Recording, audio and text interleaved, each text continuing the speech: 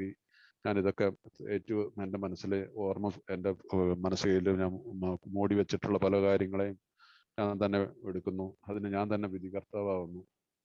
അത് ഒരു തരത്തിൽ അത് പോരെ എന്നൊക്കെ വിചാരിക്കുന്നതും അങ്ങനെ പറയുന്ന ആളുകളെയും ഞാൻ കേട്ടിട്ടുണ്ട്. അത് സാധ്യമല്ല. നമുക്കിത് ഇതിനകത്തുനിന്ന് ഒരു ഒരു വാക്ക് പോലും ഒരു വള്ളി പുള്ളി തെറ്റാതെ നമുക്ക് ഈ പ്രോഗ്രാം പ്രാക്ടീസ് ചെയ്യണം. ഒരു പെർഫെക്ഷൻ ആണെന്നല്ല പറയുന്നത്. പക്ഷെ പ്രോഗ്രസിങ് എന്ന് പറഞ്ഞിട്ടുണ്ടെങ്കിൽ വി ഹാവ് ടു വർക്ക്. ഇപ്പൊ അതുകൊണ്ട് തെറ്റിദ്ധരിക്കപ്പെടുന്ന ഒരു വാക്കാണ് ഈ നമുക്ക് പെർഫെക്ഷൻ അല്ല, പ്രോഗ്രസ് ആണ് വേണ്ടതെന്ന് പറയുന്നത്. അതുകൊണ്ട് പെർഫെക്ഷനിലേക്ക് ആവുന്ന പറ്റില്ല. രണ്ടും ഡീപ്പായിട്ടുള്ള അർത്ഥങ്ങളാണ്. സോ ഇത് കൂടുതൽ കോംപ്ലിക്കേറ്റ് ആവേണ്ട ആവശ്യമില്ല. I have to do this step. എനിക്ക് ഈ വൈറ്റൽ സ്റ്റെപ്പ് ഇമ്പോർട്ടൻ്റ് ആണ്, ഈ 4-5 പടികൾ ഇത് ചെയ്യുക എന്നുള്ളത്. അപ്പോൾ അതിനാണ് മുമ്പോട്ട് വരുമ്പോൾ നമ്മൾ ഏതായാലും വളരെ നല്ല രീതിയിൽ അതിൻ്റെ ഒരു ടേബിളൊക്കെ ഉണ്ടാക്കിയിട്ട് റോയ് അത് അവതരിപ്പിച്ചു. നിങ്ങളതിൻ്റെ കോപ്പിയൊക്കെ എടുത്ത് അതിൽ കൂടി പോയിട്ടുണ്ടെന്ന് ഞാൻ വിശ്വസിക്കുന്നു. അപ്പോൾ ഇത്രയും സിംപ്ലിസിറ്റിയിൽ അദ്ദേഹം അത് ചെയ്തു തന്നിട്ടുണ്ടെങ്കിൽ അപ്പോൾ അതിൻ്റെ പിന്നിൽ ഒരുപാട് ഹാർഡ് വർക്ക് ഉണ്ട്. അപ്പോൾ അതിന് നമ്മളൊരു വില കൊടുക്കണം. ഒരു വലിയൊരു അവസരമാണ് ഈ ഗ്രൂപ്പിന് കിട്ടിയത്. കാരണം അദ്ദേഹം ലോകമെമ്പാടും സംസാരിക്കുന്ന ഒരു കാര്യമാണ്. ഇങ്ങനെ ഈ രീതിയിലൊരു വർക്ക്ഷോപ്പ് സെറ്റ് ചെയ്തത് ഈ ഗ്രൂപ്പിലൊക്കെയാണ്. അപ്പോൾ അതിന് വളരെ ഒരു ദൈവാനുഗ്രഹമായിട്ട് തന്നെ ആ വർക്ക്ഷോപ്പിനെ കാണണം. ഇനിയിപ്പോൾ ഞായറാഴ്ച വീണ്ടും എൻ്റെ കണ്ടിന്യൂഷനിൽ അദ്ദേഹം സംസാരിക്കുന്നുണ്ട്. അപ്പൊ അത് ഇവിടെ വെച്ചിട്ട് നമുക്ക് കിട്ടിയ ഒരു വലിയൊരു ഓപ്പണിങ്, ഈ പ്രോഗ്രാം പ്രാക്ടീസ് ചെയ്യാനായിട്ടുള്ള നിങ്ങൾ പലരും പുതുമക്കാരാണ്.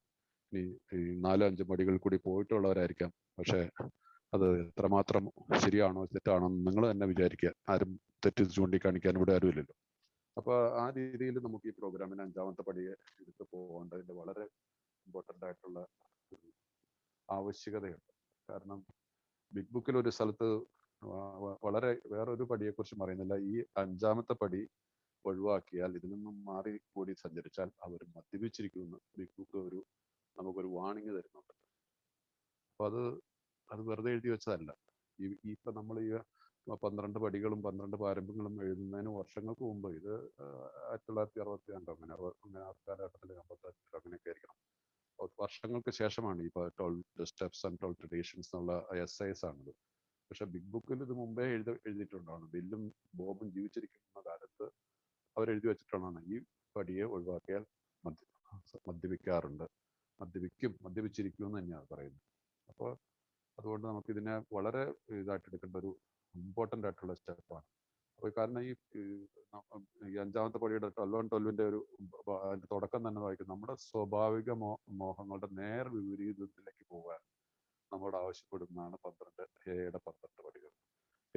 12 പടികളും ഞാൻ എന്താണ് ആഗ്രഹിക്കുന്നത്, എൻ്റെ ചിന്താഗതികൾ, എൻ്റെ പ്രവർത്തന രീതികൾ, എൻ്റെ സ്വഭാവത്തിന്റെ രീതികൾ എല്ലാത്തിനെയും ടോട്ടലി ഡിഫറെൻ്റ് ആയിട്ട് മാറ്റുന്നതാണ് 7 പടികൾ. ഞാൻ പല മീറ്റിങ്ങുകളിലൂടെ പറഞ്ഞിട്ടുള്ളതാണ്. എൻ്റെ 11 പടികളും 1 മുതൽ 11 പടികളുടെയും സമം എന്നുള്ള നേരെ എഴുതാവുന്ന ഒരു ഇതാണ് ചേഞ്ച്.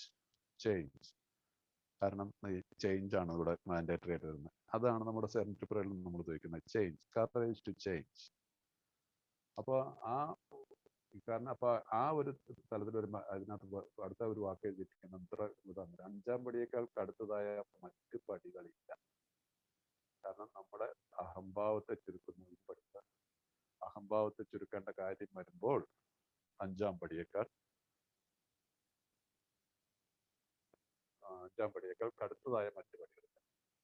അപ്പൊ ദീർഘകാല സ്വഭാവത്തിനും മനഃശാന്തിക്കും ഇതിനേക്കാൾ കൂടുതൽ ആവശ്യമുള്ള മറ്റൊരു പടിയും ഇല്ല. അപ്പൊ ഇതിന്റെ ഇമ്പോർട്ടൻസ് ഒന്ന് മനസ്സിലാക്കണം. ഇതിന്റെ വാക്ക് എത്ര ഡീപ്പായിട്ടുള്ള വാക്കാണ് കൊടുത്തിരിക്കുന്നത്. ദീർഘകാല സുബോധത്തിനും മനഃശാന്തിക്കും ഇതിനേക്കാൾ കൂടുതൽ ആവശ്യമുള്ളതായ മറ്റൊരു പടിയുമില്ല. അപ്പൊ ഇത് 5ാം പടി ചെയ്യണമെങ്കിൽ എന്താണ്? എൻ്റെ 4ാം പടി കറക്റ്റ് ആയിരിക്കണം. 4ാം പടി കറക്റ്റ് ആയി കഴിഞ്ഞാൽ പെട്ടെന്ന് നമുക്ക് സാധാരണ രതീഷ് പറഞ്ഞില്ല, ഉടനെ താമസിക്കാതെ തന്നെ രതീഷ് ആണോ ആൻഡ്രയാണോ എന്ന് ഞാൻ ഓർക്കുന്നില്ല പറഞ്ഞത്. അപ്പൊ അത് നടന്നിരിക്കും. അത് നടക്കാന്ന് പറഞ്ഞ ഒരു കാര്യം ഞാൻ നിങ്ങളോട് പറയാം. 4ാം പടി ശരിയായിട്ടുള്ള രീതിയിൽ സത്യസന്ധമായിട്ടുള്ള ചെയ്തിട്ടുള്ള, ഞാൻ ഇത്രയും വർഷത്തിനിടയ്ക്ക് പല സുഹൃത്തുക്കളെ ഞാൻ കേട്ടിട്ടുള്ളത്, നാലാമത്തെ പടി ചെയ്തു കഴിഞ്ഞാൽ നമുക്ക് അഞ്ചാമത്തെ പടി ചെയ്യാനുള്ള ആള് നമ്മുടെ മുമ്പിൽ വന്നിരിക്കും. അത് സ്പോൺസർ ആവാം, ആരെങ്കിലും ആയിക്കോട്ടെ, അതുണ്ടായിരിക്കും. അപ്പൊ അതിനെക്കുറിച്ചൊക്കെ ഒരു കൺസേൺ നമ്മൾ അഞ്ചാം പടി ചെയ്യുന്നതിന് മുമ്പ് കാണേണ്ട ആവശ്യമില്ല. ഞാൻ ഇതൊക്കെ ആരോട് പറയും, ഇതൊക്കെ എഴുതി കഴിഞ്ഞാൽ അതൊരു നമ്മളൊരു മാനിപ്പുലേറ്റിംഗ് ആണ്.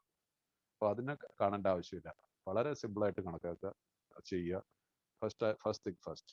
ഞാൻ ആദ്യത്തെ കാര്യം ആദ്യം ചെയ്യുക. അത് ഞാൻ നാലാം പടി എഴുതി കഴിയും. നാലാം പടി എഴുതി കഴിയുമ്പോൾ അഞ്ചാമത്തെ പടിയിലേക്കുള്ള ഇത് ഉണ്ടാവും. അപ്പൊ അതിനെക്കുറിച്ച് ഓർത്ത് പലരും വേലാതിപ്പെടും. ഞാൻ ഇതൊക്കെ ആരോട് പറയും, ഒരാളെ കൊണ്ട് പറഞ്ഞു കഴിഞ്ഞാൽ അത് പുറത്തു വരുമോ? ഇതിൻ്റെ ഒന്നും ആവശ്യമില്ല.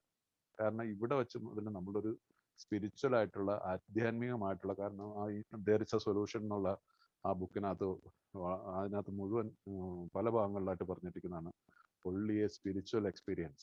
ഈ സ്പിരിച്വൽ എക്സ്പീരിയൻസ് വരുന്നതാണ് ഈ 4ഉം 5ഉം പടികൾ. അപ്പൊ അങ്ങനെ മുമ്പോട്ട് പോകുമ്പോൾ നമുക്ക് ഈ ഇതിനെക്കുറിച്ച് വളരെ ഭംഗിയായിട്ട് എഴുതിയിട്ടുള്ള കുറെ വാക്കുകൾ, എനിക്ക് എന്നെ സ്പർശിച്ചിട്ടുള്ള ചില വാക്കുകൾ നിങ്ങൾ മുമ്പിൽ ഒന്ന് വായിച്ചു കേൾപ്പിക്കാം. എൻ്റെ അനുഭവങ്ങൾ കൂടിയാണ്. അപ്പൊ ഒരാളിന്റെ കുറവുകൾ മറ്റൊരാൾ വെളിപ്പെടുത്തുന്നത് തീർച്ചയായും വളരെ പുരാതനമായ ഒരു അനുഷ്ഠാനമാണ്. അത് പല മതങ്ങളിലും ഉള്ളൊരു കാര്യമാണ്.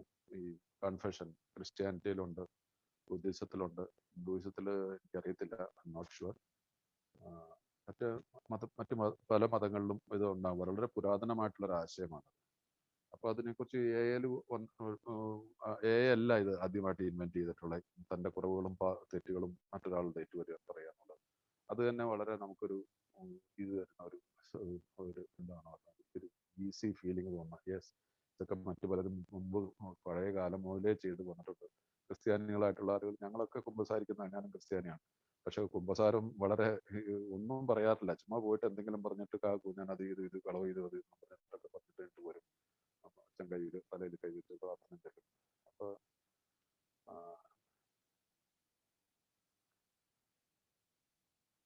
അപ്പൊ ഞാൻ ഇനി ഇത് നിങ്ങളുടെ കയ്യിലൊക്കെ ടെക്സ്റ്റുകളാണ്. ഞാൻ ആ ടെക്സ്റ്റിനകത്തുള്ള ഇനി കൂടുതൽ സമയം വായിക്കുന്നുണ്ട്. പക്ഷെ എൻ്റെ അനുഭവം, ഞാൻ എൻ്റെ അഞ്ചാമത്തെ പടിയെ കുറിച്ച് ഞാൻ നിങ്ങളോട് വിവരിച്ചു.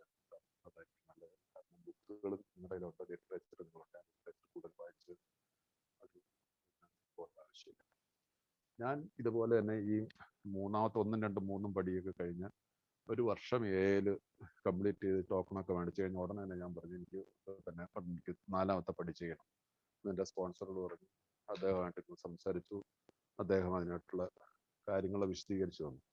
ഞാനത് എഴുതാൻ തുടങ്ങിക്കഴിഞ്ഞ് കഴിഞ്ഞപ്പോൾ എന്തോ എൻ്റെ മനസ്സ് പറഞ്ഞു, ഇപ്പം ഇത് വേണ്ട, ഇതിനകത്ത് പല കാര്യങ്ങളും വെളിവാക്കപ്പെട്ട് കഴിഞ്ഞാൽ, വെളിപ്പെടുത്തി കഴിഞ്ഞാൽ അതൊരു കാര്യമില്ല. കാരണം നമ്മൾ പറഞ്ഞില്ലേ, നമ്മുടെ ഈ എൻ്റെ പ്രോഗ്രാം നമ്മളിപ്പോൾ തുടക്കത്തിൽ 5ാമത്തെ പടിയുടെ ആദ്യത്തെ പറയുക പറഞ്ഞാൽ 7, 12 പടികളും നമ്മുടെ ജീവിത രീതിയിൽ, നമ്മുടെ ജന്മവാസനകളുടെ അല്ലെങ്കിൽ സ്വഭാവ പ്രകൃതിയുടെ നേരെ വിരുദ്ധമായിട്ട് നമുക്ക് ജീവിക്കണം.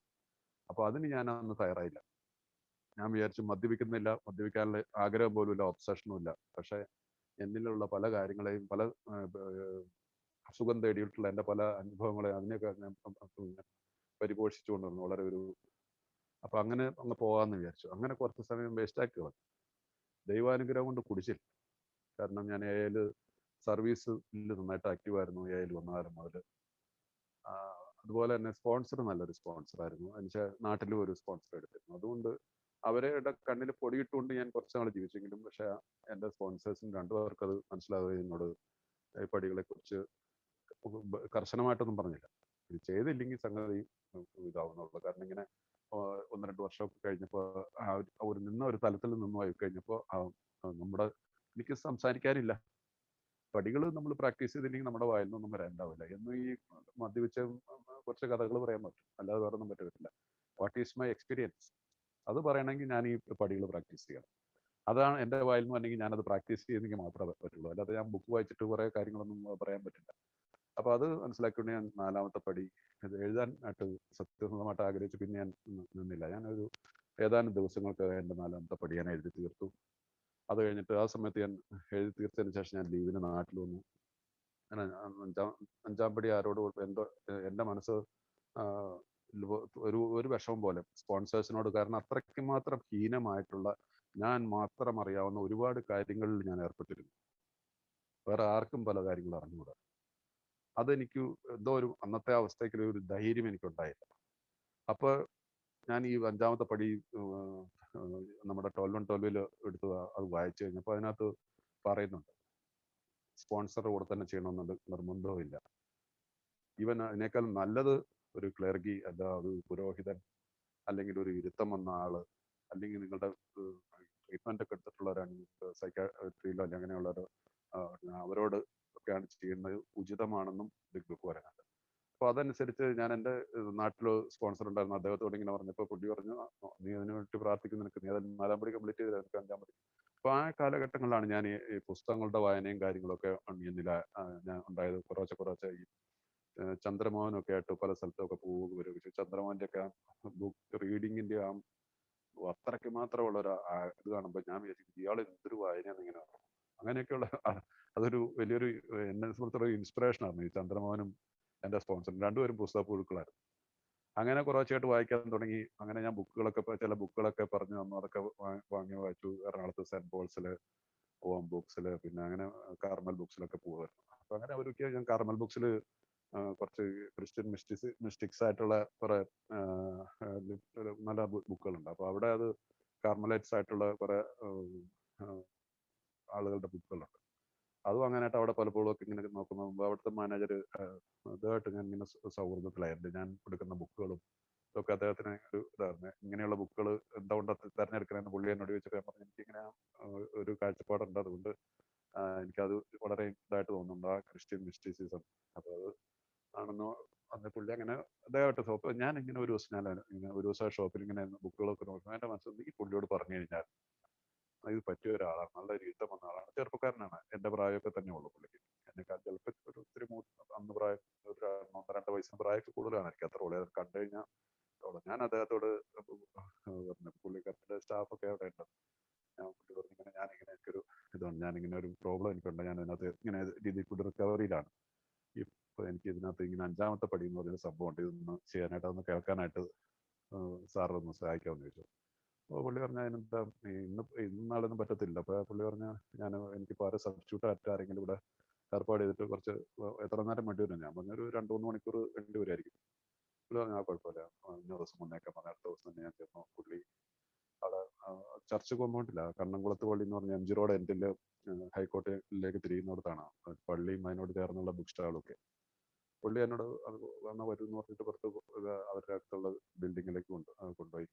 അടുത്ത ലോബിയിൽ എന്നോട് ഇരിക്കാൻ പറഞ്ഞു. പുള്ളി ഞാൻ ഇരുന്നത് പോയിട്ട് തിരിച്ചു വന്നപ്പോൾ എൻ്റെ പുരോഹിതന്റെ കുപ്പായൊക്കെ ഇട്ടുണ്ടാകും. അപ്പോഴാണ് ഞാൻ അറിയുന്നത് ഇദ്ദേഹം ഒരു പ്രീസ്റ്റാണെന്ന്. എനിക്കറിയത്ത് പോലുമില്ല ഇദ്ദേഹം പ്രീസ്റ്റായിരുന്നു, സാധാരണ വേഷത്തിലായിരുന്നു. അപ്പോൾ പുള്ളി പറഞ്ഞു, ഞാൻ ഏതായാലും ഒരു കൺഫെഷനാന്ന് മനസ്സിലായപ്പോൾ പിന്നെ ഞാൻ ഉടുപ്പിട്ടുകൊണ്ട് വന്നേക്കാൻ വിചാരിച്ചിട്ടാണോ എന്ന് പറഞ്ഞു. ഞാനങ്ങ് തരിച്ചിരുന്നു. ഞാൻ അദ്ദേഹത്തോട് എല്ലാം ഞാൻ തുറന്നു പറഞ്ഞു. ഒരു സിറ്റിങ്ങിൽ തീർന്നില്ല. കാരണം ഇങ്ങനെ ഒരു ഇത് വന്നപ്പോൾ ഒരു ഫ്ലോ അങ്ങോട്ട് വന്നതിന് ശേഷം ഈവൻ ഞാൻ എഴുതാത്തത് പോലും എൻ്റെ മനസ്സിൽ നിന്ന് വന്നു. അതിനുശേഷം അടുത്ത ദിവസം തന്നെ വീണ്ടും ഒരു സിറ്റിംഗ് കൊണ്ട് ഞങ്ങൾ എഴുതി തീർത്തു. അദ്ദേഹം എന്നെ ചേർത്ത് പിടിച്ചു, എനിക്ക് വേണ്ടി പ്രാർത്ഥിച്ചു. അത് വലിയൊരു അനുഭവമായിരുന്നു. ആ അനുഭവം ഈ നമ്മുടെ ഈ 12-12 വളരെ ആദ്യമായിട്ട് നമ്മൾ ദൈവാനുഭവം അനുഭവിച്ചു വന്നു.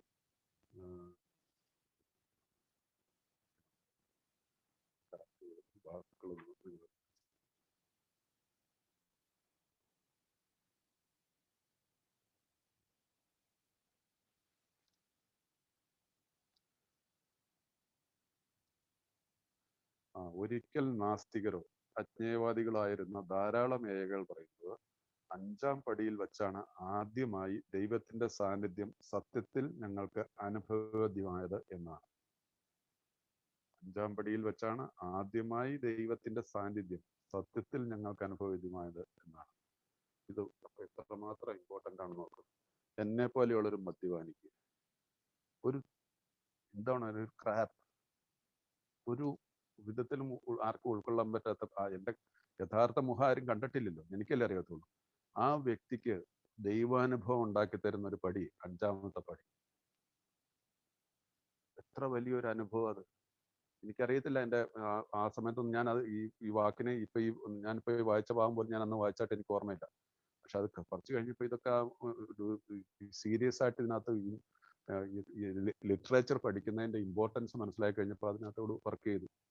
അപ്പോൾ എനിക്കതൊന്ന് മനസ്സിലാവുന്നുണ്ട് ആനച്ചാമ്പടി. ഞാൻ അതിന് ശേഷം എനിക്ക് ഒന്നുകൂടെ ചെയ്യേണ്ട വന്നു. കുറച്ച് കാര്യങ്ങൾ പിന്നീട് എൻ്റെ ജീവിതത്തിൽ കുറച്ച് മാലിന്യങ്ങൾ വന്നു. 20ാമത്തെ വർഷത്തിൽ ഞാൻ ഇതിനെക്കുറിച്ച് എൻ്റെ സ്പോൺസറോട് പറഞ്ഞു. പുള്ളി പറഞ്ഞു, do your fourth step again. ഞാൻ പറഞ്ഞു 20 വർഷം കഴിഞ്ഞ് ഞാൻ ഇതിനകത്ത് ഇനി 4ാം പടിയാണ്. ആ ഒരു കുറച്ച് കാര്യങ്ങളൊക്കെ നോ ചെയ്യാൻ പറഞ്ഞു. ചെയ്തു, 5ഉം ചെയ്തു. അതും ഭാഗ്യവശാൽ നമ്മുടെ പുരോഹിതത്തെ കിട്ടി. നമുക്കെല്ലാം അറിയാം, നമ്മുടെ മത്തായച്ചനാണ്. ഞാൻ വാരണാസിയിലുണ്ടായിരുന്നു. അപ്പോൾ വാരണാസിയിൽ വെച്ചിട്ട് അദ്ദേഹത്തിൻ്റെ അടുത്ത് വാരണാസിയിലെ സെൻറ്ററിൽ പോയിട്ട് അദ്ദേഹമായിട്ട് അത് ചെയ്യാനായിട്ടുള്ളൊരു ഭാഗ്യം കൂടെ ഉണ്ടായി. അതുകൊണ്ട് ഇന്ന് വളരെ സന്തോഷവാനാണ്. എൻ്റെ ജീവിതത്തിലെ ഒരു പ്രശ്നങ്ങളെ ഞാൻ ബോധർ ചെയ്യുന്നില്ല. ഇന്നും ഇപ്പോൾ ലതീഷിന് പറഞ്ഞ ഒരു ലതീഷ് അനുഭവിച്ചുകൊണ്ടിരിക്കുന്ന ആ ഒരു ഇതിൽ നിന്നാണ് ഞാൻ ലതീഷിൻ്റെ അമ്മയും എൻ്റെ അമ്മയും ഒരേ സമയത്ത് തന്നെയാണ് 2 കിടപ്പിലായത്. എൻ്റെ അമ്മച്ചി ഇപ്പോഴും ജീവിച്ചിരിക്കുന്നു. പക്ഷേ ഒരു മരിച്ച ശരീരമായിട്ട് കിടക്കുക. അതുപോലെ എൻ്റെ സിസ്റ്റർ എൻ്റെ കൂടെ ഉണ്ട്. അതുകൊണ്ട് എനിക്ക് അധികം കൂടുതൽ ഇത്ര എങ്കിൽ പോലും ഒരു നല്ലൊരു പരിധിവരെ എനിക്ക് ഇതിനകത്ത് എല്ലാം ഇൻവോൾവ് ആവേണ്ട വരുന്നുണ്ട്. എനിക്ക് ആ ഇത് പറഞ്ഞാൽ ഇന്നതിനെ പ്രാപ്തനാക്കിയതും അതിന് യാതൊരു വിധ ബുദ്ധിമുട്ടും എനിക്ക് ഒട്ടും തോന്നാറില്ല. ഇതേ അമ്മ ഞാൻ മദ്യപിച്ചിരുന്ന കാലത്ത് ഇവരെൻ്റെ അമ്മയായി പോയല്ലോന്നോർത്ത് ഞാൻ ഒച്ചത്തിൽ ഒച്ചയെടുത്തിട്ടുണ്ട്. ഇന്ന് ആ അമ്മയ്ക്ക് ഞാൻ സ്നേഹവും പരിചരണം കൊടുക്കാൻ എനിക്ക് സാധിക്കുന്നത് ഈ എളിമ എന്ന വലിയൊരു മഹാഭാഗ്യം, ഇതിന്റെ അർത്ഥം മനസ്സിലാക്കാനായിട്ട് എനിക്ക് സാധിച്ചത് ഈ 5ാമത്തെ പടിയിലാണ്. ഈ ഹംബിൾ,